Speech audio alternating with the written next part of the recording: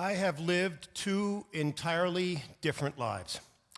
My first life, I grew up in Brooklyn, New York. I went to a private school called Brooklyn Friends School. Then I went to Brooklyn College, and I worked in Manhattan. And I followed the path that led from cubicles to corner offices. And on a bright September morning, 11 years ago, all of that changed entirely, and I turned to my wife and I said, "We're moving to Maine." And that's exactly what we did. And now I live on a farm in Lincolnville, Maine, with a horde of animals and my family. And I wanted to share this with you because I think it's important for you to know that lives can have more than one trajectory. Now I run a school where we teach sustainability skills, which means that we teach people how to thrive after peak oil, because oil is the lifeblood of our economy, and it's more than half gone. When I was 15 years old, I went to the Plaza Theater on Flatbush Avenue in Brooklyn, and I saw the greatest movie ever made called The Seven Samurai. It is a fantastic film, thank you, and it's my favorite film. I've seen it like 40 times. I even studied in college. The Seven Samurai is about a village of farmers who, during a time of tremendous economic challenge in Japan, were beset and being robbed by bandits, 40 of them, who would come and steal their harvest every harvest season, probably because of bad parenting decisions. But at any rate, these bandits would come, and these farmers decided, rather than starve to death, what they were going to do is they were going to hire a group of samurai with the last pennies that they had to defend them. So they went into town, and they found a samurai who was behind an inn chopping wood to pay for his room and board because he was unemployed. And when they recruited the samurai and brought him back to meet the rest of the samurai at their inn, he introduced himself to them as a modest warrior of the woodchop school. I created our woodchop school because I believe that paradigm shift demands that we change the way in which we lead our daily lives. However, I think this affords us a tremendous opportunity to build and to create and to engage with each other and to empower our communities in ways which are truly meaningful. Not everyone is going to take advantage of this opportunity. However, those that are going to be the leaders of our future. And it is those people that I'm talking to right now.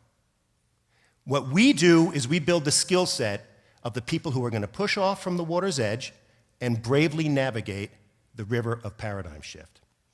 The theme of today is villages. Great call. Because many of the guarantees that were afforded to us by resource abundance are no longer available to us. And a village is exactly what is required to fill that void. Let's talk about a couple of ways in which we do that. The first thing I think we need to do is declare an intent or an intention. All right, I'll start. My name is Seth Silverton, and it is my intention to improve my sustainability skills every day and to empower others by helping them do exactly the same thing. I also think that we need to approach this with a degree of fearlessness. I'm reminded of the story of a group of Palestinian kids who, together with a group of Israeli kids, went on an outward-bound journey called Seeds of Peace. And they went to an island off the coast of Maine, and they were meant to confront some of the differences that divided them. And they established lifelong friendships that last to this day. And upon their return, a Palestinian girl said something that is one of the cornerstones of our philosophy. She said, "Before you can make peace with an enemy, you must first go to war with yourself." It's that type of fearlessness that I think we need to embody. We have a program at the Woodshop School called Village Roots, in which we feed people, a family in our area, from food that we grow on our farm. We source it sustainably as well if we can. And what we found when we went looking for these families was that it wasn't really people that we didn't know. What we discovered was many of our friends in our circle of acquaintances were now having to make decisions like fill up the gas tank or buy kids a birthday present. So we said, listen, can you help us? What we'd like you to do is help us become part of this program, and it's just based on two conditions. The first condition is nobody is ever going to know that you're receiving this kind of help from us. it's an absolutely anonymous program. Because you're not, you're really helping us, and you're helping us because of the second condition. The second condition is that you agree to engage in sustainability and food security the following spring, and agree to pay that forward, and we help with that process.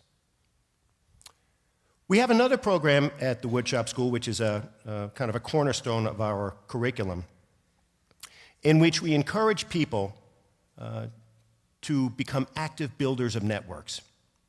And what this means is we ask people to gather names of people who engage in sustainability in their community, skill sets, and start to compile them. Everybody has one of these things. It's a ubiquitous technology now, or a laptop, or a computer at home.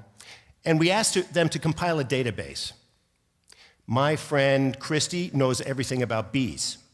My friend Kathy knows about herbal medicine. My friend Sandy could plant me a garden that could feed me and 20 of my friends for the next year. My friend Jesse knows about permaculture.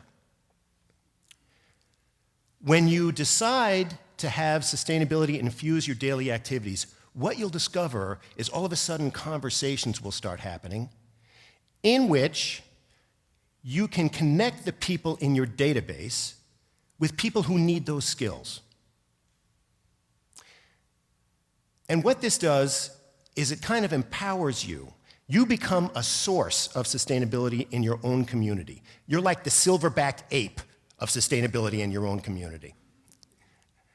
And it also builds a village. It builds a village which is resilient, and it builds a village which would not have existed had it not been your intention to create it. Finally, I'd say this. The void which is left behind by resource scarcity is being filled by an unstoppable power flowing through us and our ability to create. It is recreating our culture, it is rebuilding our infrastructure, and it is 100% pure awesome. The only thing that's required of you is that you announce your intention to be a part of it. My name is Seth Silverton. It is my intention to build my sustainability skills every day and to help others by empowering them to do the same. I thank you very much.